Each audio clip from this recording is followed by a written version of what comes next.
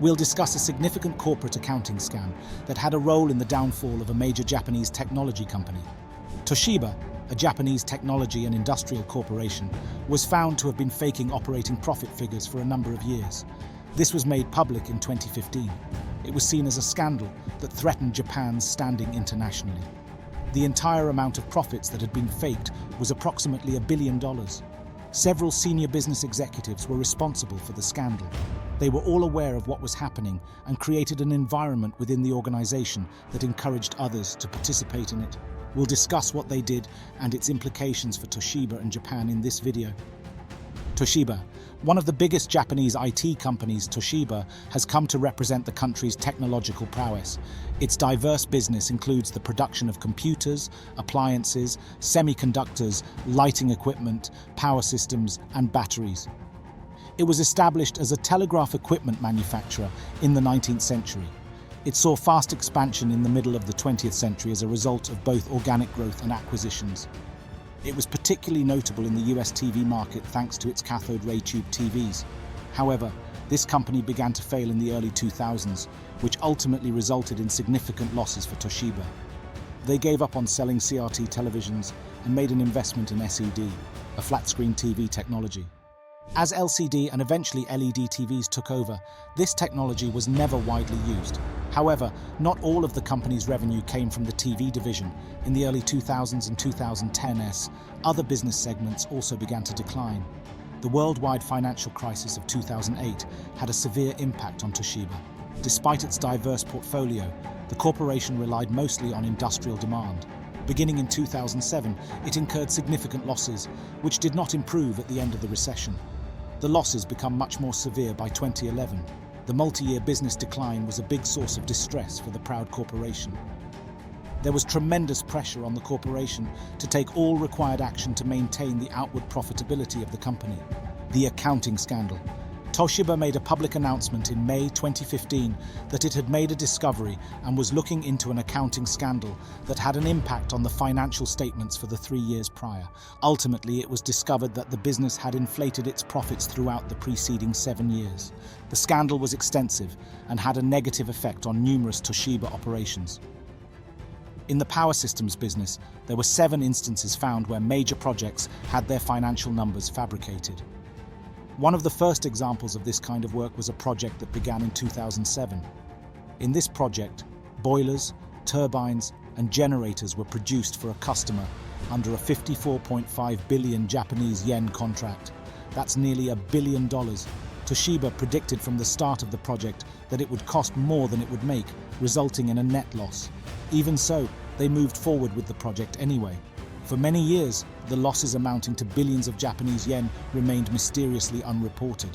Accounting requirements require recording a provision for project losses as soon as the deficit is identified. The investigation discovered that a senior executive had declined permission to record the loss provisions in order to falsely increase profitability figures for multiple quarters.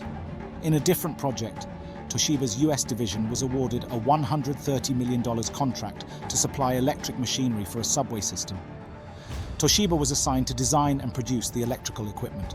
After a year and a half, it became evident that Toshiba would lose money on the project. They calculated that the project would cost $207 million in total, which is almost $80 million more than the $130 million they were being paid. According to the investigation, the CEO and CFO refrained from recording any reserves for losses because they did not want to disclose a net loss for the project. However, the rest of the corporation was not doing well at the time. If they had taken loss provisions, they would most likely have had to record a company-wide loss. They delayed revealing the project's significant losses in order to avoid this.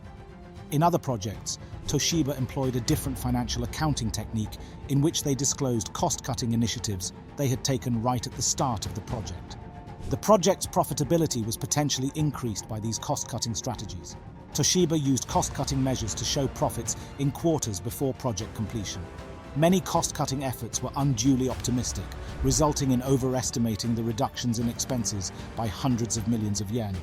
Toshiba used this tactic to postpone disclosing losses, even though the fictitious cost reductions would have to be realized as higher losses when the project's actual costs were recorded at the end. Toshiba's last accounting tactic involved keeping its inventory values longer than necessary. At the conclusion of financial quarters, they would raise the price of their goods. Although the prices on paper were higher once the financial statements were issued, the majority of their actual sales were for lower prices prior to the price rises. This allowed them to record larger values for their inventories. This effectively created the appearance that they generated a larger profit that quarter than they actually did. Discovery. Ultimately, from 2008 to 2014, these strategies erased Toyota's real costs, sales, and profits. Starting in 2011, Toshiba employed a variety of strategies to keep from reporting losses, but it became harder and harder to pull these tricks in order to keep Wall Street investors from being disappointed financially. By 2015, it was impossible to manage the volume of losses that were not reported on time without facing the risk of outside analysts speculating that something was wrong. As a result, Toshiba announced that it would be required to restate its financial statements. $1.2 billion was the total amount of profits that had been created. Hisao Tanaka, the CEO of Toshiba, resigned later that year. In addition to Tanaka, 8 other senior executives also resigned. Around 2017, Toshiba was in the process of selling off its nuclear reactor business, which was losing millions of dollars a year. Toshiba's lack of effective loss recognition was a serious concern for both the auditor and the Tokyo Stock Exchange. Toshiba lost slightly less than $3 billion, or 228 billion Japanese yen, in 2017. However, Toshiba managed to return to profitability in 2021, with a profit of 251 yen. Following the sale of a few of its more financially troubled ventures, the company appears to be at last headed back toward its heyday. Toshiba's top executives placed immense pressure on the rest of the company to boost financial outcomes both during and after the financial crisis. Finally, the CEO, Hisao Tanaka, denied ever explicitly telling his subordinates to fabricate profit numbers. The pressure originated at the highest levels. When losses were not documented, the CEO and CFO were aware but did not take any action. Tanaka was never charged and technically was not responsible for the false accounting. However, the scandal highlights how officials' pride and pressure led to actions that damaged the company's 140-year legacy. Thanks for tuning in to another eye-opening episode on Capital Crimes, where we uncover the truth behind the dollars and cents. Before you go, fam, remember this: knowledge is power and action is key.